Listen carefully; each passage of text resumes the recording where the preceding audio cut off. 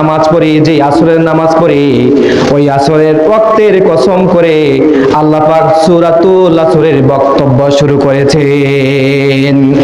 ওয়াল আসরি ইন্নাল ইনসানা লাফি খুসর।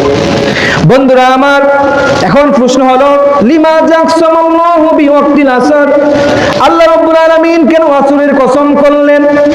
তিনি এখানে জোহরের কসম করতে পারতেন, মোটামুটি সময় রয়েছে। তিনি এখানে রাতের কসম করতে পারতেন, অনেক বড় সময়। বন্ধুগণ আমার, আপনাদের মাথায় রাখতে হবে, রব্বুল আলামিন কোরআনুল কারীমে বিভিন্ন সময়ে শপথ করেছেন, বিভিন্ন বিষয়ের শপথ করেছেন বান্দাদেরকে গুরুত্ব বোঝানোর জন্য।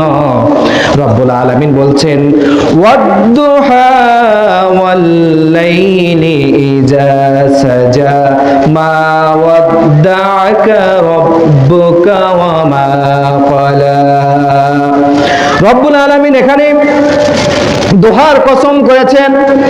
দোহা দ্বারা ওই সময়কে বোঝানো হয়েছে, সূর্য যখন মধ্য আকাশে চলে আসে 12টা 12:30টার সময়, অর্থাৎ আমরা যখন আওয়াবিনে নামাজ পড়ি, আল্লাহ রব্বুল আলামিন এখানে ওই সময়ের কসম করেছেন। শুধু তাই নয়, কোরআনুল কারীমে তিনি কসম করেছেন ওয়াল ফাজরি ওয়ালা ইয়ালিল আশ, তিনি ভোরেরও কসম করেছেন।